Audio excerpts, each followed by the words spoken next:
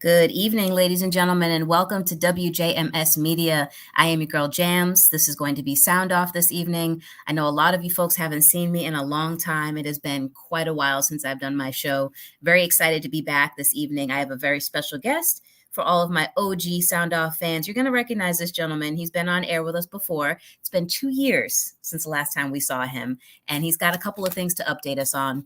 Before we get into the show, a little bit of housekeeping. So it's been a while, and I haven't done the show in quite a bit. So for those who don't know, we are WJMS Media now, and not just WJMS Radio. We expanded last February in 2022. We just found that, the advocacy that myself and others were doing was just not being captured adequately enough on radio. So we decided to expand into a media platform so that we could really kind of bring to the audience and, viewers and listeners, the content that we're doing in a way that makes sense. And so we've transitioned over to WJMS Media, and that just means that we now have a little bit more robust content, different types of things that we're working on, including some fun creative projects with my intern team. And really, we're just focusing a lot more on health and wellness initiatives and trying to make sure that we're shining the spotlight on things that need to be talked about in the community that sometimes get missed. One of those things, want to take a quick moment to just acknowledge the day. Today is August 1st. It is National or World Lung Cancer Day, actually. And it's a day where lung cancer survivors, patients, advocates raise awareness to this disease and how just crippling it can be to people's lives. So I wanted to just take a minute and discuss, World Lung Cancer Day, talk a little bit about the advocacy that I'm doing and why it's important, and maybe share a little bit of my story. For those that don't know already, I was diagnosed with stage 4 lung cancer in December of 2018. And I am about almost at my 5-year mark this year. So I'm very excited. But it's come with its own unique set of challenges and setbacks and, some personal reevaluations that had to be done. But, there is life after lung cancer. And I think World Lung Cancer Day is just a way for patients and survivors and advocates to really show the things that we've still been able to do, regardless of the fact that we have lung cancer. And so I just want to take a moment today to, number one, give a nod to the day. But number two, just give people hope that you can still live a very robust and fun life with lung cancer.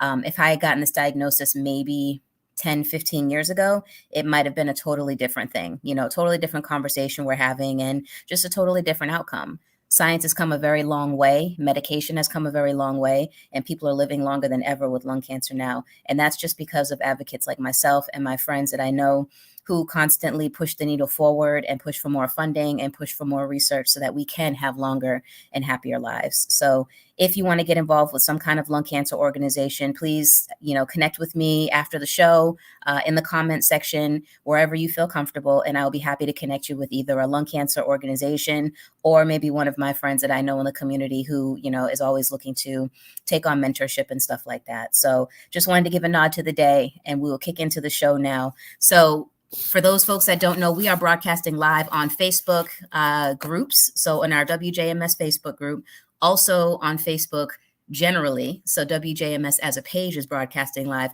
We're also on YouTube. So any 3 of those platforms right now, you can catch us live. You can drop a comment. You can ask a question. You can leave encouragement. I will read all of your comments and all your questions live on the air and allow you to engage with the guests directly. So without further ado, for those folks that don't know, and for those folks who aren't familiar, my special guest for this evening is a return guest of Sound Off. He was, again, on 2 years ago, right in the middle of the pandemic, and we had a really, really great conversation about mathematics. And my special guest for this evening is Mr. Akil Parker, who's a Black man playing his part by teaching mathematics in the Black community. He's been a mathematics teacher for 18 years in Philadelphia. Currently, he serves as an adjunct professor at the HBCU of Cheyney University, where he teaches math courses. He's also the founder and CEO of the educational services company All This Math, LLC. Through All This Math, he provides private math tutoring, educational consulting, teacher coaching, and free online math instructional content via YouTube. It's really good stuff, too. So in June of 2023, so just last month or month before, technically, since we're in August, he published his first book entitled How to Use All This Math Volume 1, which is just a simplified guidebook parents can use to teach foundational math skills to their children in the home, in their car, or wherever they may be. So the company does offer YouTube content that provides simplified and detailed math instructions in a culturally responsive manner with videos that are infused with Black history and culture. And the channel has become a resource for teachers as a coaching tool, an instructional resource, for students as homework help and test prep resources, and for parents so that they can be empowered to learn the new Common Core math in order to be able to provide homework help to their children. So he was raised in Baltimore, Maryland. Professor Parker attended Roland Park Elementary School before going to Baltimore Polytech Institute for high school. He's got his bachelor's in finance from Morgan State University and later a master's degree in educational leadership from Lincoln University. And while he's serving as a teacher in Philadelphia, he's a father of 3 children. He lives in Philly, and he is committed to improving the Black community he is a part of by the way of mathematics and education. And so without further ado, I want to introduce to you guys and reintroduce him to some folks who already know him. This is Mr. Akil Parker. Good evening and welcome to the show. Hey, good evening. Yeah, I think every year your bio gets a little bit longer and a little bit harder to read. You got so much going on. Yeah, I want to meet that guy. Right? Who is that masked man? No, so welcome back to the show. I am so excited to see you again. I know the last time we talked, it was like mid-pandemic. I mean, we're talking lockdown. Everything was kind of still virtual because this was July of 2021. So we were still knee deep in the middle of COVID. A lot of things hadn't opened back up yet. A lot of schools were still virtual. So yeah, it's, we were WJMS radio, like all kinds of things have changed since then. So I'm really excited to pick this back up and refresh where we were. So, give us a little bit of a rundown on, how the YouTube channel is doing first, let's start there and then we'll work our way into the new endeavors. So the YouTube channel is doing well. I think the last time we were on, I think what motivated me to try to come on last time was to promote the YouTube channel because I had started during the pandemic. And I just wanted to let everybody know that, it exists. And I knew that it would be helpful to the people. I think probably around the time that I came on, I might have had a couple hundred subscribers. And now I still want to definitely increase my subscribers, but I'm up to like 2,600 now. Yeah, okay. That's good. On YouTube, that's good viewership. Yeah. So, I'm just glad that, I have a tool out there that, people see value in and people can, use. So they don't have to be frustrated. Like parents don't have to be as frustrated, like yelling at their children and disharmony in the household and whatnot. They can get some, some quality, explanations that make sense to them. And then they can, pass it on to their children or they can watch it together. Like parents can watch it along with their children, So, let me ask you this, like what has been the most popular video on your channel? Like what is the one thing that people keep coming back to? Like, thank you for doing this video. Cause I don't know what the heck this is about. What's that video? Probably, I don't know the specific video offhand by name, but it's probably one of the videos that deals with Eureka Math. Eureka Math is one of the, it's a curriculum. It's put out this curriculum company called Great Minds, which is based in New York State. And the curriculum is called Eureka Math. They create content and curriculum from kindergarten up through high school. And it's probably one of the videos that I shot with my daughter, Asada. Okay. She's pretty naturally entertaining, 11. Meaning she stole the show. Star. I'm just a co-star. I just and do some of the math. But yeah, so she's been dancing since she was 2 and she's 11 now, and she she's doing little pirouettes and stuff like during the video content, and also answering questions. But I'm very intentional about including her in the videos because I'm trying to model for parents that despite the fact that I'm a math teacher, a veteran math teacher, and also a math professor, at the end of the day, primarily I'm a father.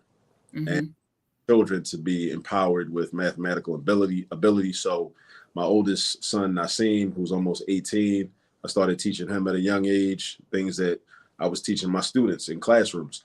And the same thing with Asada and, Kwame, the youngest is 4. And, I'm teaching him things now too. So I'm trying to show other parents, like, this is our responsibility. And not only that it's our responsibility, but it can be done. It's manageable. So I'm trying to show examples of how it can be done as opposed to just kind of, admonishing, Black parents like, y'all need to do this, y'all need to do that. like, in a loving way. It's like, yeah, we should do more of this, and I'm gonna show you how to do it. I'm gonna show you how to do it, and you can just come to YouTube and see the example of how, I teach my own children, and, you can implement some of these strategies and some of these tactics, and some of them maybe you don't want to, because, I mean, there's no one way to do it. There's multiple ways that you can teach your children different math skills. Right. And I was going to say, I know a lot of Philly educators. Shout out to Philly. I lived there for several years. So I do know quite a few teachers out there in Philly. What are some of the things that you're hoping that maybe some of these teachers will take away from your instruction? Because I know that the way you structure your videos and the way that you do your instruction, I think is a way that a lot of people really need to see it done to understand it. You know what I mean? And a lot of times teachers don't get a lot of time in the classroom to really expound on these things and talk about them the way they need to so that kids can understand. So what are some of the things or some of the, sort of best practices that you hope the Philly educational system will take from your instruction on YouTube? Well, one of the things is that, as I said, there are always going to be multiple different ways to do any one problem. Yeah. So I hope that, similar to me, like I've often found out different ways to do problems by going to other people's YouTube channels, or before I started my own YouTube channel, I was on YouTube, searching up, how do you do this or how do you do that? And then I would just come across randomly like different ways to do division or different ways to multiply numbers or different ways to solve certain equations. So for one thing, a multitude of variation between how you can teach certain methods. So it enables you to be able to differentiate your instruction, right? Mm-hmm. Also, like there's a storytelling aspect, and a more like relaxed storytelling aspect that I apply to mathematics. Oftentimes, math is seen as like a very, very cold and very stoic type of subject, and it can be, but I think we, sometimes we have to like, loosen up a little bit and try to relate the math to everyday life, and also show how, these seem to be complex operations. These operations and these equations really are just models of things that we do every single day. So from there, you get like the storytelling aspect. So I'm kind of also modeling like how, like, every math problem is a story. Mm-hmm. And I'm going from the beginning of the problem, and it's just the problem itself written on the board, all the way to the end of the movie or the end of the TV show or the end of the book, when we know X equals 3, or we know the solution to the equation or the solution to the problem. So I'm modeling, how to like, make it more of a storytelling aspect. And also one of the biggest things is I'm making it very culturally relevant.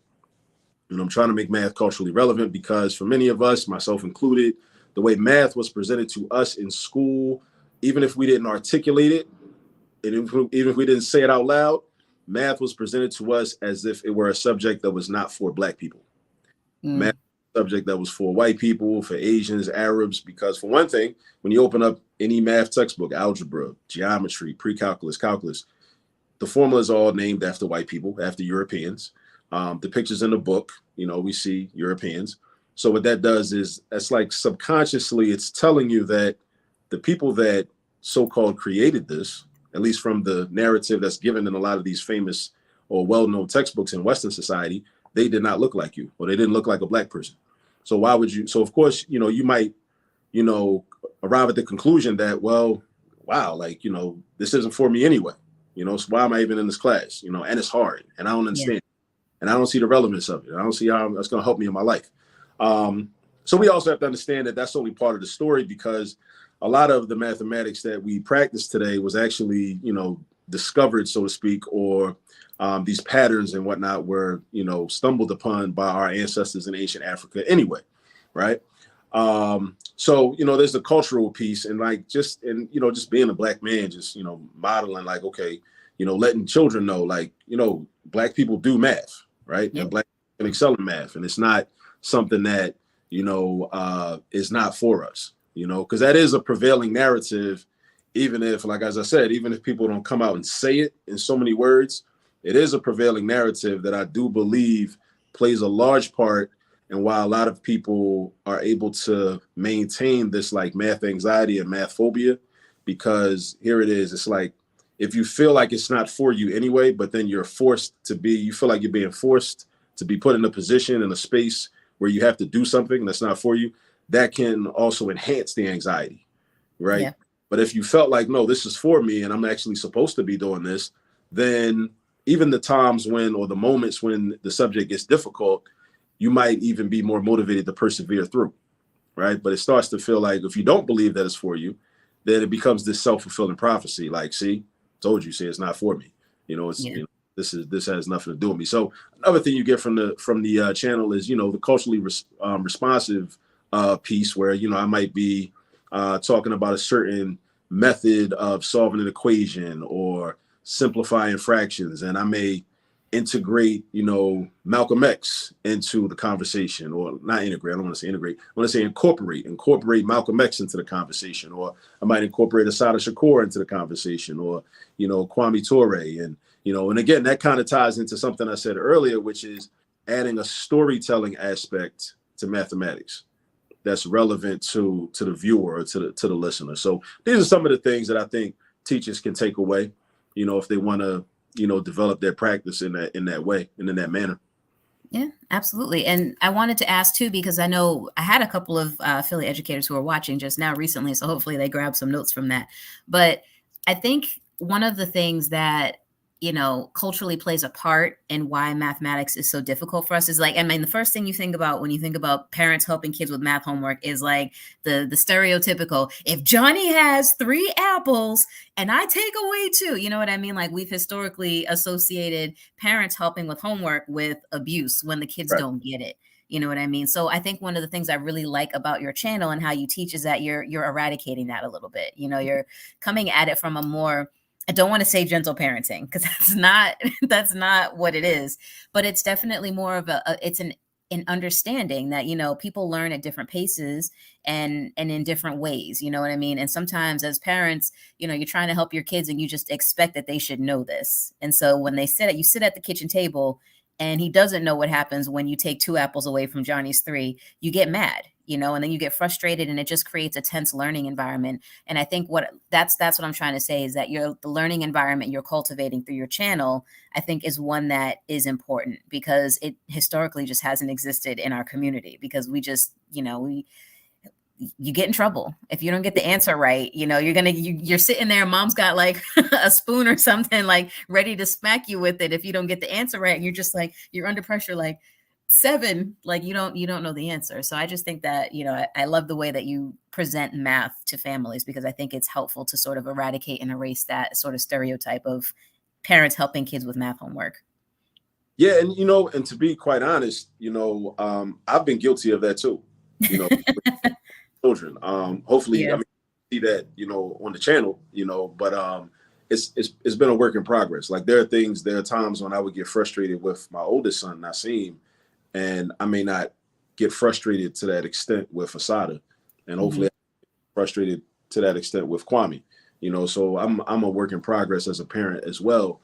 But I also one of the things that helped me to kind of get away from that type of approach was realizing that my frustration wasn't really with them. My frustration was actually with myself, and I was projecting it outward because I felt like a failure as a parent. Because here I'm like, I'm a professional. Like I do this for a living. I get a paycheck every week from being a math teacher. So like, I'm like, damn, I can't teach my own son, Right. So, but in the moment, there's just this emotional reaction. And then, you just get angry and lash out. And then, and then you realize like, okay, you can't really do that because, they're not going to learn anyway. Like a person, like learning is probably one of the most vulnerable activities a human being can partake in because you got to be relaxed. You got to be comfortable. And really you have to be willing to let another person know that there's something that you don't know. Yeah. And you have to be willing to be open to hear what they're saying. You got to be able to think. And, once you get upset, then, your cognitive ability may tend to, start to get delayed and start to get influenced negatively. So you may not be able to think clearly anyway. That's why, like, on those memes, I was watching one of those memes, not a meme, but one of the videos on like, the Johnny has 3 apples videos earlier today. And when he was like, what's, 3, he had 3 apples and then 2 apples. How many does he have now? And the little boy says 50. And then the mom immediately gets upset, gets frustrated. Yeah. And what I've learned is that, well, at that moment, instead of getting frustrated, you got to like, ask the question like, well, I think, and this is something that we can do as teachers to improve our practice, is to do more to ask students to be more inquisitive as teachers, to ask students how they arrived at their answers. Like, how did you get that answer? Because because what that does is that can clear up a lot of things, when you find out what their thinking was. Because often there is a thought process involved, even if it's incorrect, but there is a thought process involved. And then once you realize what their thought process is, then what you can do is you can say, okay, well, let me redirect you because there was a misconception somewhere. Yeah. Or maybe like, when we're watching that video, like because the child already established that 3 + 2 was 5. So then, if you say, well, if he has 3 apples and then gets 2 more apples and then the child doesn't say 5 again, like sometimes children might think, well, it can't be that easy. Like, how could it be 5 again? Like, how could the answer be 5? You asking me two questions back to back. How could the answer be 5 for both questions? So the child might just be like, no, this is like a trick. I feel like this is a setup. Like, how the answer going to be 5? I just said the answer was 5, right? So they might just purposefully just say a different number just because. So all of these things, but it also involves like knowing your child. Teachers, you got to know your students.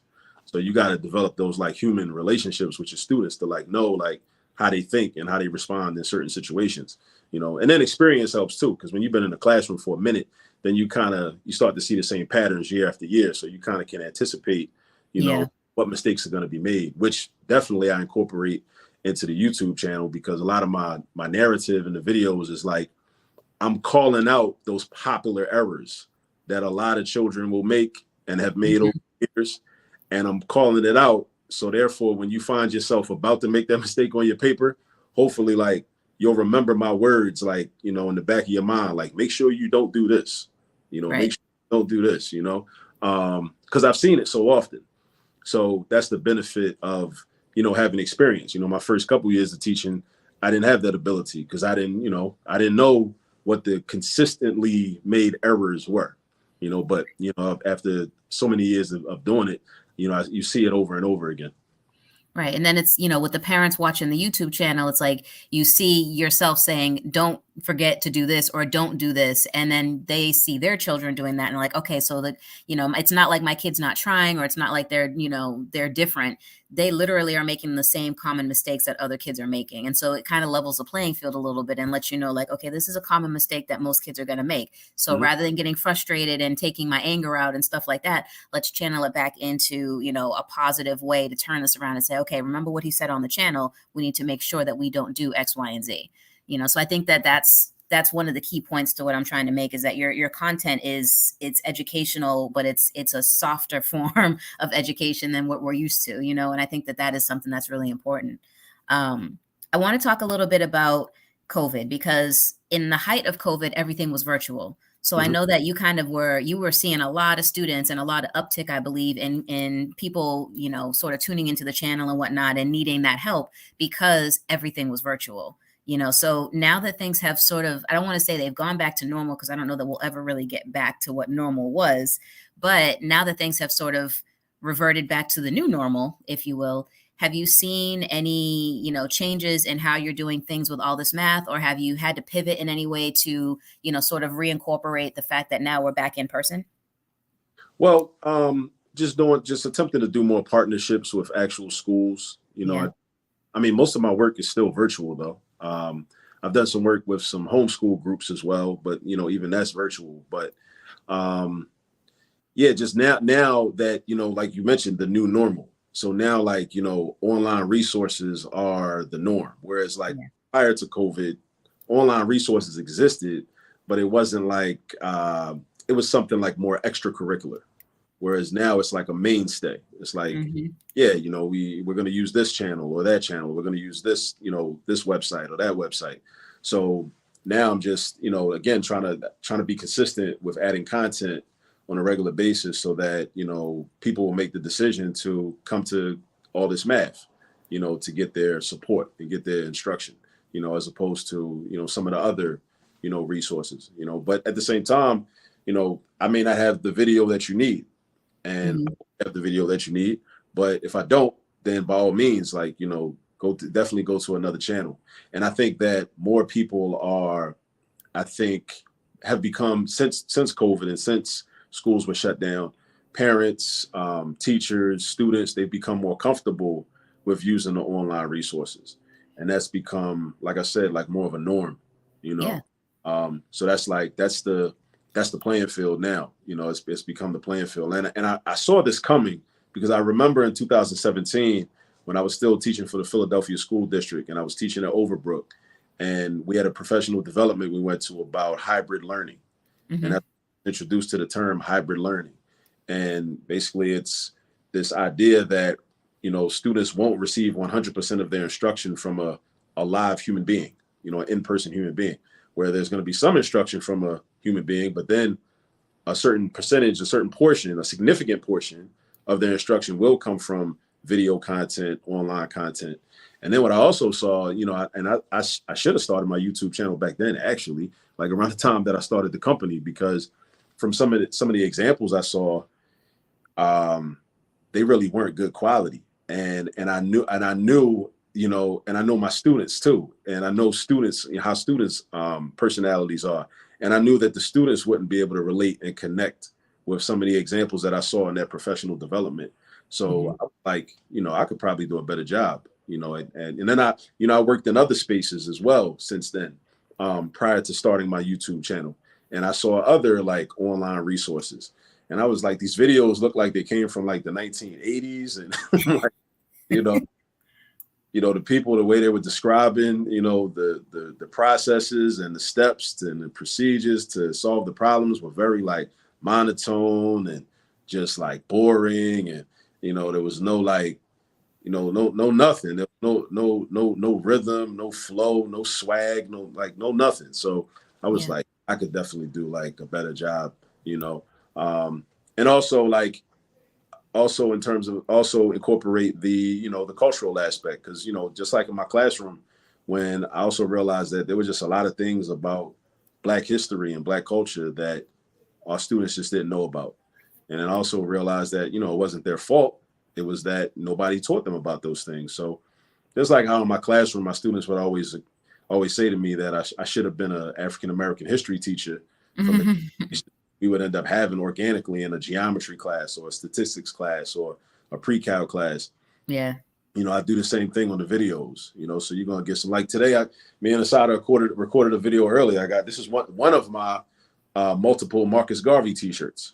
And I put this on because, you know, it's Black August and Garvey's birthday is also in August. So in honor, you know, as we recognize Black August, one of the many things we recognize in the month of August is, you know, Marcus Mosiah Garvey's birthday on August 17th, 1887, you know, and then, you know, if I wanted to, you know, I could create a math problem based on that. Like, you know, just asking a child, like, you know, how old would Marcus Garvey be today? Or how old would he turn in, you know, 2023? And just, you know, show the math process to figure that out. So, you know, you're teaching math, you know, but also teaching history at the same time. And that's what I call histomatics.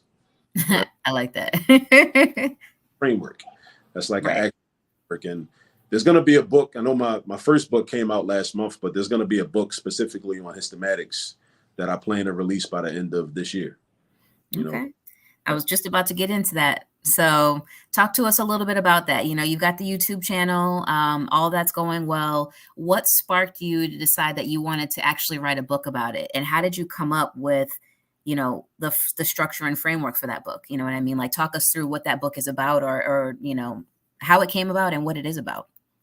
Yeah. So I kind of came up with the idea for the book like back in 2021.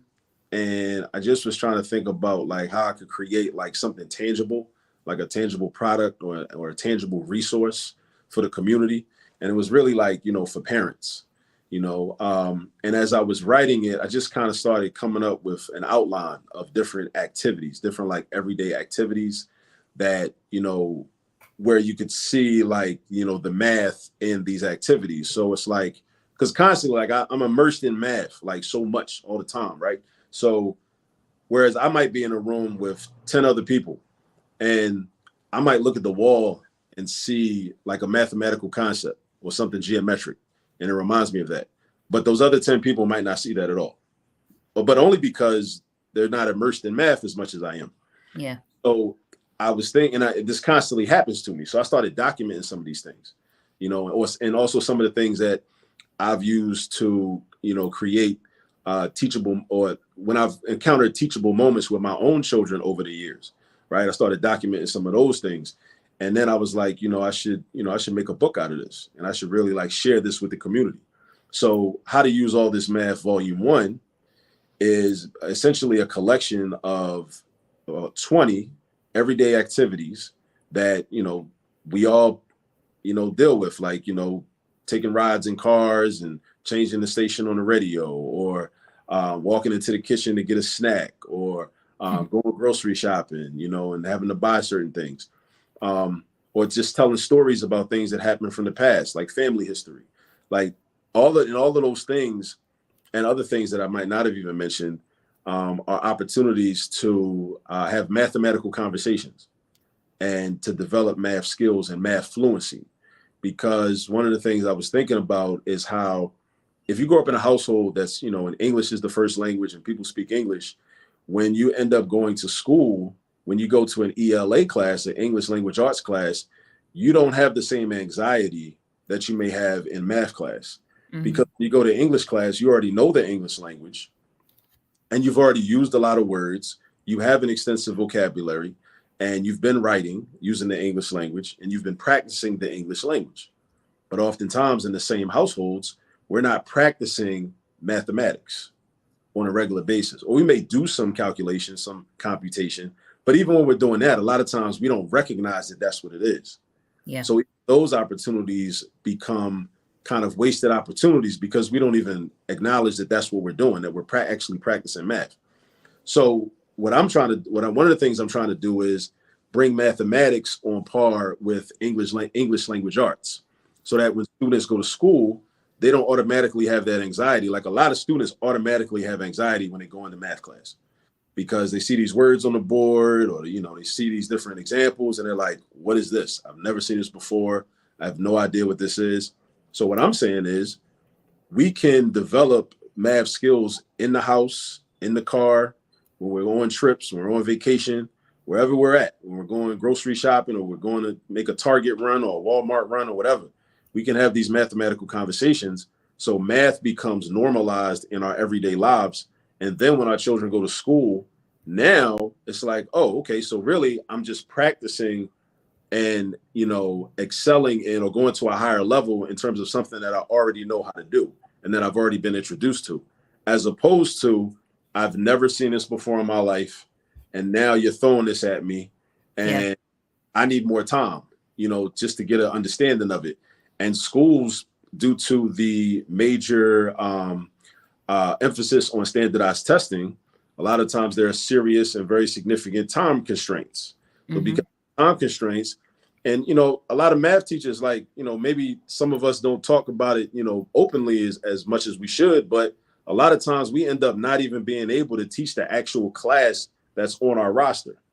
Because if I'm supposed to be teaching Algebra 2, but I got a significant amount of students in my room in that Algebra 2 class that can barely add and subtract positive and negative numbers, I got to teach them how to add and subtract positive and negative numbers first before we get into the meat of Algebra 2. Or, a lot of students in high school to this day don't have their multiplication facts memorized. So that holds them up. Or they don't know how to add and subtract fractions. And these are all like fundamental skills that ideally should be brought to the table. When they come to the classroom, they should already know how to do that. But if they don't know how to do it, then whatever you're trying to teach them that, is in the Algebra 2 curriculum, they're not going to be able to do it, right? So then you got to take time and say, okay, well, you got to remediate. You got to remediate and try to help them out and help them with that. So you end up so what I'm saying is a lot of these skills can be developed in the household. So that way, by the time they get to that higher level, they already know their multiplication facts. And also they're more comfortable, because a lot of students just lack confidence, right? Because they've never practiced. They've never, done that much mathematics. And oftentimes we've been conditioned to outsource, education to the schools, right? Which I think is a problem. And I think that's one of the sources of the problem. But it's not that, parents don't care. It's that, parents are doing what they've been told. Parents are doing what they've been taught. Like we've all been taught. You know what? The teachers went to college. The teachers got education degrees. The teachers know the subject. Let the teachers do their job. But what we don't realize is that, you know, the teachers would be able to do a much better job if the students had fundamental skills and fundamental ability that we can develop, right? Through using resources like my book, where we're taking just everyday activities and we're starting early. Because when you start early, you have more time, you know, because it's very different. Like riding in a car, having a conversation about ratios and proportions when you're relaxing and you're with your mom or your dad or your uncle or your aunt or whoever is very different than, you know, sitting in a school classroom, a high stakes testing environment. The concept was just introduced on Monday and, you know, you got a quiz coming up on Friday. That's very different. And it's on in the class. It's 25 to 30 people in the classroom that you got to fight for the teacher's attention, right? Yeah. If you don't understand something, right? Hopefully they can help you. But the teachers have a lot of responsibilities. They got a lot of students they're responsible for, right? And it's a short period of time. But if you know, that same student that might be in that 7th grade classroom stressed out, right? If that same student, when they were like, you know, 7 or 8 years old in elementary school, if these concepts have been introduced in a way that was comfortable, and then they're already familiar with it, that 7th grade classroom experience looks very different. Because now, grade, I'm like, okay, I already know how to do this. I remember we do this in my house.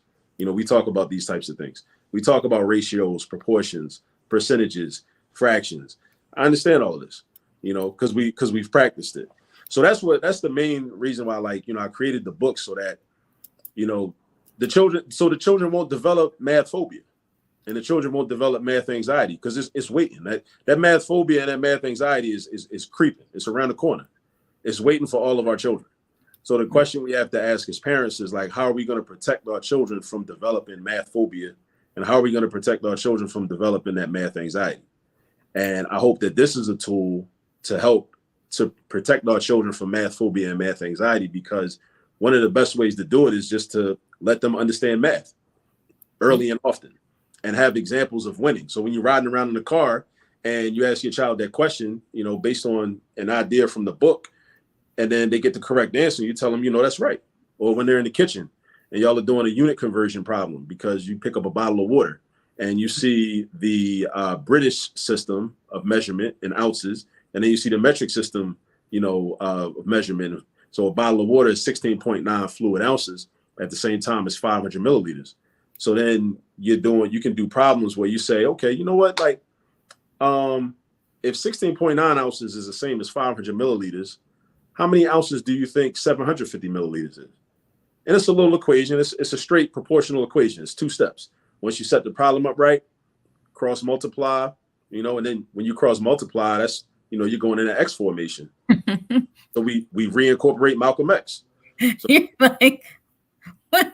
You're not going over my head, but I'm just like, what? but what happens is, so the first time it'll be a little bit intimidating. The second time, a little bit less. The third time, it's like, oh, okay, I'm starting to get it now, right? And then that's the thing too. Like, so it's meant to be kind of like inculcated into like your everyday life. Kind of like, hey, this is just math that we do when I come in the kitchen. You know, if I got a minute, I come in the kitchen. We got a little small dry erase board in the kitchen, or, you know, with magnets up on the refrigerator door, and, you know, do the math real quick, right? Let me figure that out. You know, and it becomes normal, just like taking a shower every day, brushing your teeth every day, getting dressed every day, you know, taking trash if that's your chore, washing the dishes if that's your chore, right? It becomes normalized. So I'm really just, you know, also just trying to normalize math and just make, you know, math normalized, instead of having it just be like this thing that we do for an hour every day in this school building. And, you know, unless I have homework, then I don't even think about math, and I don't even want to think about math. But if you learn it, then you'll want to think about it. True. Yeah, because see, now me, if you ask me and I'm in the kitchen and you say, all right, if 500 milliliters equals 16.9 fluid ounces, what does 750 milliliters? In my head, I'll be like, all right, so I need to take half of 500 milliliters and add it to that, and that's 750. So take 1/2 of 16.9, and you know what I mean? So like, that's where I'm going with it. I'm not thinking diagonal crossing. I'm like, nope. That's not where my brain goes. But yeah. You already know how to do it using mental math. Yeah. You already that's probably cheating. Math level. But it gets a little freaky though. Like if I said like, well, what about 612 milliliters? You know, I'd be like, oh. Yeah, like a ugly number, like a little Yeah. like how many ounces is that? Or I'm like, that's what I got my trusty handy calculator for. Right. We rely too heavily on calculators. We do. I will tell you. Go ahead. Like, no, I was gonna say, I will tell you, I did the best in school when they incorporated food into my math because the fat girl in me was happy. Like when we did M&M math, oh, it was great. It was like, you had to separate all the M&Ms, like all the reds, all the oranges, yellows, greens, whatever. And then it was like you had to count how many were each one. You had to add. It was like, all right, add 5 yellows plus 2 blues. And it was like, what do you have? And you're like, 7. All right, you can eat those 7. Yes. So it was like, it was great. Like I will never forget like M&M math because that just for me it made it make sense. You know what I mean? Like a visual and edible. It was perfect. They tapped into your different senses. They tapped into senses. And also incidentally, chapter 1 from the book is called Candy Fractions. So one of the exercises is like, let's say you get a bag of M&Ms, like you're sitting there with your son and your daughter. You say, let's talk. I want to talk about because so many students hate fractions. Fractions are the bane of their existence, and they always complain about fractions. I hate fractions. I never want to see a fraction because they really don't. I think it's because they really don't understand what a fraction is. They don't know what a fraction is. They don't understand it conceptually. They just know, oh, it's 2 numbers and 1 number. That scares me. It intimidates me, right? They don't really understand what a fraction is, and they don't understand the language of fractions. So what you could do is like, grab what I recommend in the book is like, you grab a bag of M&Ms maybe, and, you take out some M&Ms, put them on like a little dish or something, a little saucer or whatever. Let's say you take out like, 6 or 7 of them. And then, you give like 4 to your child, right? If you got 7 of them on the saucer, you give 4 to your child. Now your child might say, okay, you ask your child, how many is that? You say, okay, it's 4, right? Which is true. That's 4 M&Ms. But at the same time, that amount represents a fraction of the total amount that's on the saucer. So just the mere act of just telling them, well, it's actually also 4/7 of the M&Ms. And now I'm gonna eat the other 3. Now I'm about to eat 3/7 of the M&Ms. So just like introducing that like fractional language and that fractional, the concept of what a fraction is gonna like, pay great dividends later on, because then when they encounter fractions in school, they're like, oh, okay, I understand this. Yeah, we deal with fractions all the time. I understand the language of fractions. And then I also think that in terms of like character development, it goes even deeper, because understanding fractions will help you as a person, I believe, to see yourself as part of a community and see yourself as part of a collective. Because, like I'm one person, but I'm also like, for example, like I'm part of a family, like my immediate family, my mother, my father, and I have 4 siblings. So I'm one whole person, I can stand up, stand on my own, but at the same time, I'm 1/7 of my immediate family. So just introducing like that concept of fractions can help a child to think more collectively. Yep.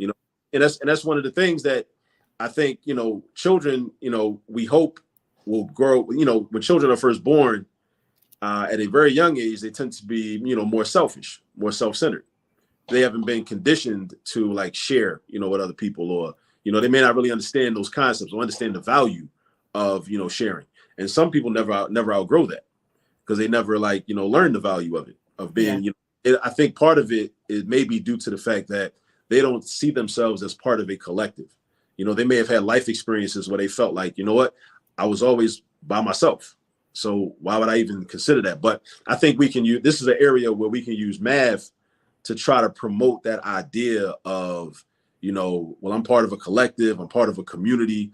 So when I make decisions, on my own, hopefully I'm taking into consideration how my personal decisions will affect this community, because I'm only a fraction of this larger community. Yeah, absolutely.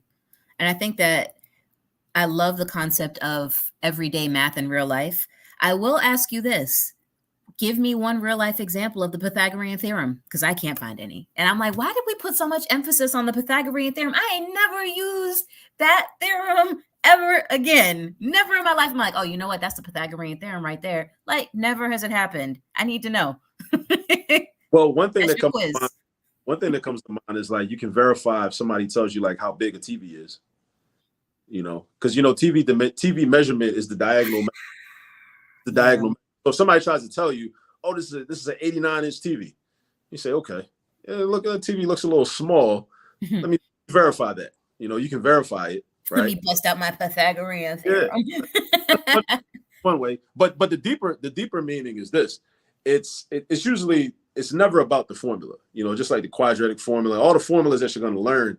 It's never really about that. But it's really about developing the problem solving ability. Because that same problem solving, and this is something that like it's kind of abstract and it's like embedded within the work. That problem solving ability that you're developing when you're using a Pythagorean theorem or you're using a quadratic formula or you're solving systems of equations, that same type of problem solving approach is very transferable. And then you'll find yourself in other situations, you won't even notice it, but in other situations, you'll approach problems in a certain way. Yeah. And be able to hopefully you'll be able to approach problems in a very systematic way, a very methodical way, and in a very organized way. And hopefully you arrive at the correct solutions because you've had that practice. But will you necessarily, break out that formula at the grocery store? No. But hopefully if okay, I got a limited amount of money and I got to feed this many people and I got to be somewhere at this time and I'm at the grocery store right now and I only got 45 minutes, all of these different variables. There's a whole lot going on.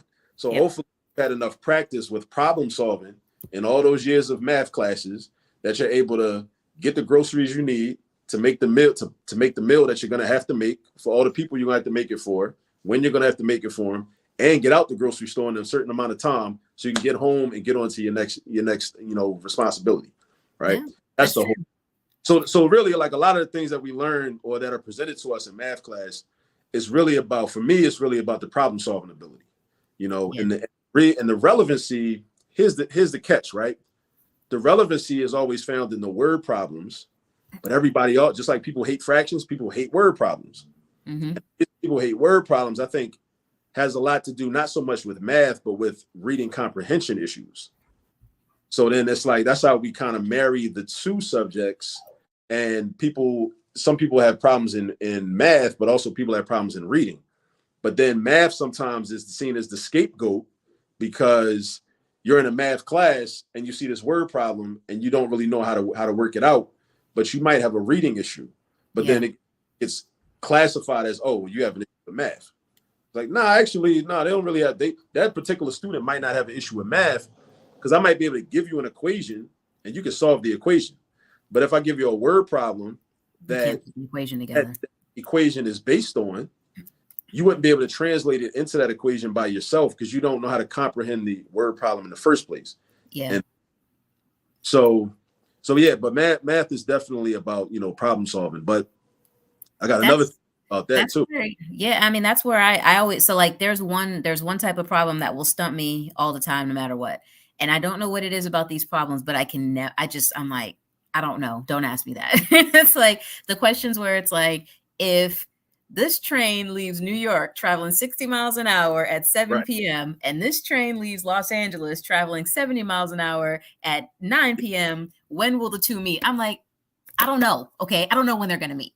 It drives me crazy. Here's another thing about math. There's like a cheat code for everything. The people that are good at those problems, like me, like I'm good at those problems. I'm good at those problems now. Years ago, I wasn't. But they're distance, rate, time problems. So once you formula distance is equal to rate times time, and then you take the information that you're given, and what you have to do is you have to basically either create a system of equations, which is more than one, or you're creating one equation by combining the information. Because when they talk about the trains meeting, like where they meet, then that means that the total distance is a sum of the distance that one train went plus the distance the other train went, right? So, but you also know that distance is the same thing as rate times time. So if I know the speed of one train and I know how long the one train is going, I know that's got to be equal to the speed of the other train times the amount of time that the other train was going. But these are all like relationships, right? And it takes practice. See, once you have practice with these types of problems, then you're like, oh, that's how you do it. And then like once you see that problem, you're like, oh, okay, I always know how to do it, right? Yeah. Right. And it's like, so this guy, I tell you what this guy told me. He was a consultant. He was trying, well, I don't know if he was a consultant, but this was years ago when I was teaching at a school called Del Val. It's shut down now, but we had a professional development. This guy was trying to sell these SAT prep books to my principal. So we had to go to the professional development, and he was like talking to us about the books and whatnot. And one of the things he said that resonated with me, I'll never forget it. He was like, there's basically 100 different math word problems that exist. There's basically 100 of them. Like, that number seems like a lot, but it's really not that much. 100 is not really that much. Like, think about how long it would take you to spend $100. Like, 100 is really not that much, right? Yeah. It's effective. But then he was like, if you learn how to do each of those 100 problems, what you've done is now you know how to do every math word problem. So now whenever you see a particular problem, you know how to approach it, and you know how to set it up, you know how to start it, set it up, and then you know how to solve it. Because the key is reading it and creating the equation and then solving the equation. So now, like, when I see those problems, I'm like, okay, this is how I do this one. Or if I see like the consecutive integer problems, like, give me the sum of 3 consecutive even integers is 425. What are the integers? Like, that's a particular type of problem, right? So if you hear somebody say that, and then somebody starts like working it out, you're going to think that, oh, they must be some type of genius. They're not a genius. They just know how to do the problem, right? Like, I know how to do those problems because I've studied those problems. And, many people have studied those problems over the years, and people have documented, okay, when you see this type of problem, this is all you got to do. You set it up like this. And then every time you see that problem, you know what to do. And the numbers will change, right? But, the basic format and the framework for how to do the problem will never change, because it's the same problem. And you start seeing those problems over and over and over again. It's kind of like with athletes. Like when they put like a basketball player is playing against another basketball player, like, they know how that player plays. So it's like, when I got to play him, I know what he's going to do, right? Like football players or baseball players up against a certain pitcher, I know what his pitches are. So when I go against him, I know what to expect, and I know what I got to do, right? But that's why people study film. That's why the great athletes, they study film, because they're like trying to study and analyze, like, okay, what do I need to look out for? So it's the same thing with math, with different math word problems. But if you don't have exposure to those math word problems, and then you see the math word problem, you're like, what the hell is this? Right? Right? But if you've seen it before and you've been successful at solving it, then you're like, oh, okay, yeah, this is familiar to me. Kind of like, just like with people in your family or people that like, the different personalities of the people in your family. Yeah. So you know how to interact with them when certain things are happening, or okay, he's in a bad mood because he's always in a bad mood when this thing happens, or she's always in a good mood when this thing happens, or my uncle is always in a bad mood when this happens, or this when his favorite team lost. Okay, he'll be angry. Okay, let me stay away from him for a little while, until he cools off. Yeah. It's the same thing with math word problems. It's just a matter of just recognizing them and getting to practice. Well, the recognition comes from practice. But once you get to practice, and then you're like, okay, yeah, I can do this. I know how to do these. Okay. There's a setup for every type of problem has its own setup. Like, you got these, there's a certain type of problem that I love. They're called, again, because with these problems, we're teaching like principles, combined work problems. I call them Ujima math word problems, right? Collective work and responsibility. So you might see a problem where it's like, Jamie can clean the house all by herself in 8 hours. Jamie's cousin can clean the house all by herself in 6 hours. How long will it take for Jamie and her cousin to clean the house together? So that's a combined work problem, right? You just set up 2 fractions. So it'll be 1/6 plus 1/8 equals 1/x. That's the setup. So every time you see a problem like that, the setup doesn't change. Yep. But you'd have to know that, though. Somebody would have had to teach you that. Or you would have had to research it either in a book or in today's times on a YouTube channel, like mine, right? And then it. So then every time you see it, you're like, okay, I know how to do this now.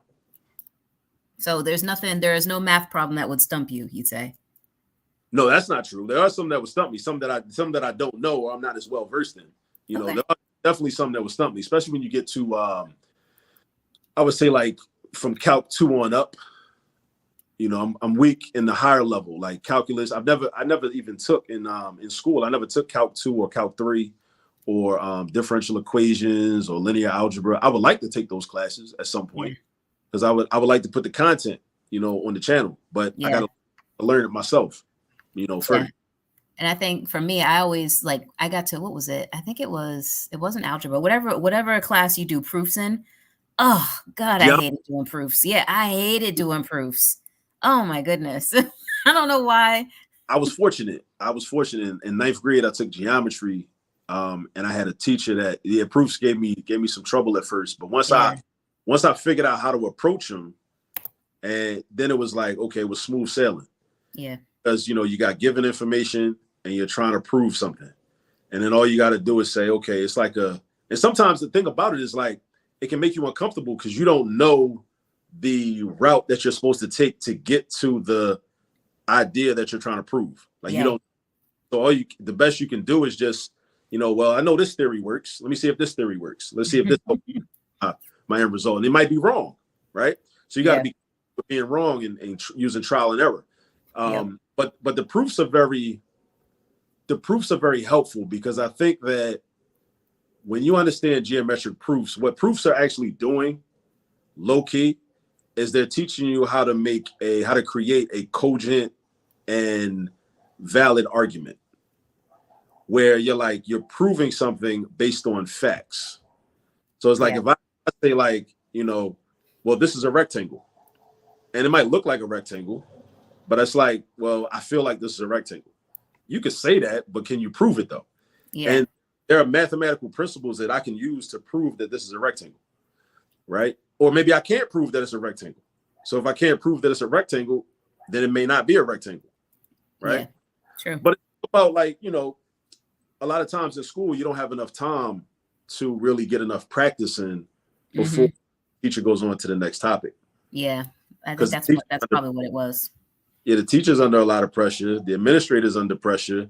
Everybody's under pressure, especially even these days it's even worse because, you know, the high stakes testing environment and, you know, that's a money game, you know, those test scores and all that.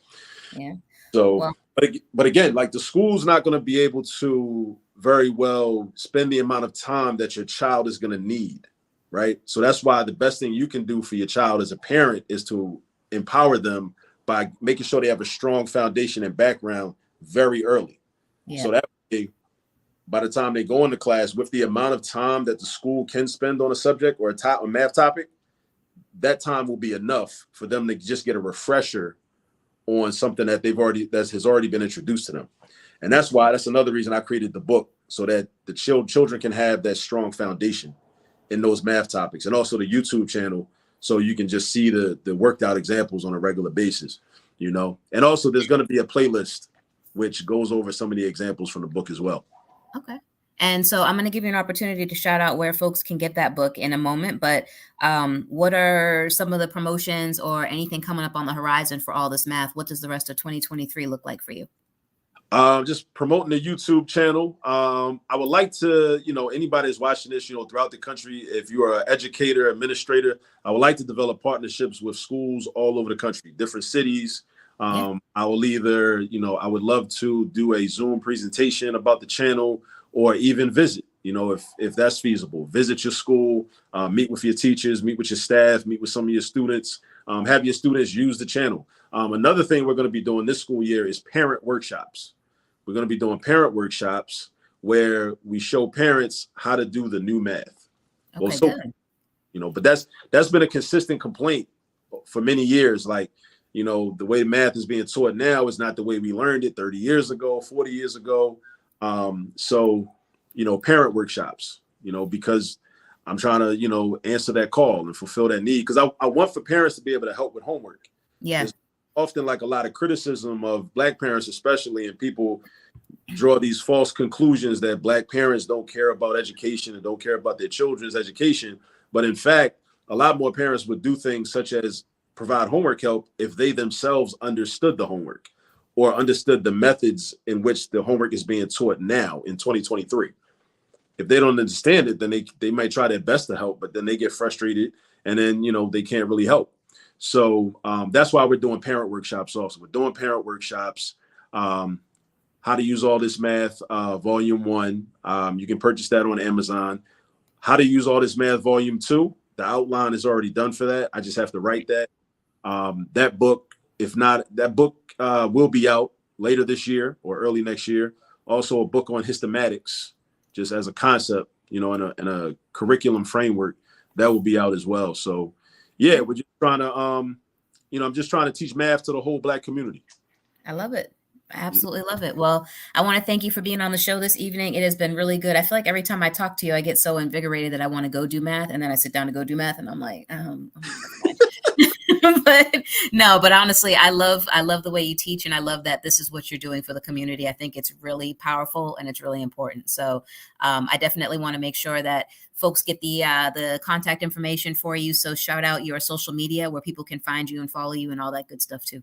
Definitely. So Instagram, TikTok, Facebook, Twitter, All This Math, everything, All This Math. The website, allthismath.com, and even the YouTube channel. You can find the YouTube channel at All This Math. Awesome. All right. Well, folks, that does it for this episode of Sound Off. Again, I want to thank you, Akil, for joining us this evening. It's been an absolute pleasure catching up with you again. I'm so excited to see how much success you've made over the last 2 years. Definitely looking forward to grabbing a copy of your book as well. If you guys are interested, we are going to be back with another episode in 2 weeks. So make sure you keep it locked to our social media. That social media, again, is at WJMS Media, Facebook, Instagram, Snapchat, Twitter, and TikTok. You can follow me personally if you want. I am on all of the same platforms. Jamie Jam on Facebook, Just Jams on Instagram, Oh Snap It's Jams on Snapchat.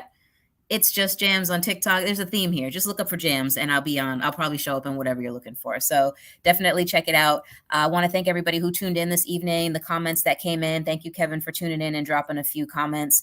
Definitely want to thank everybody who has affiliated with me in any way, shape, or form for lung cancer. Again, today is World Lung Cancer Day. So please take a moment to either donate to an organization or get involved with one in some way or another, or feel free to connect with me and I'll be happy to connect and do some kind of advocacy with you.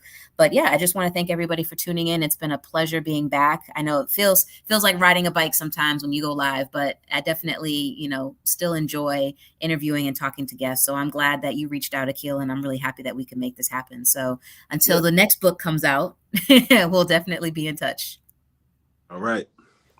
Thanks, everybody. Stay tuned, and we'll be back again, like I said, with another new episode coming soon.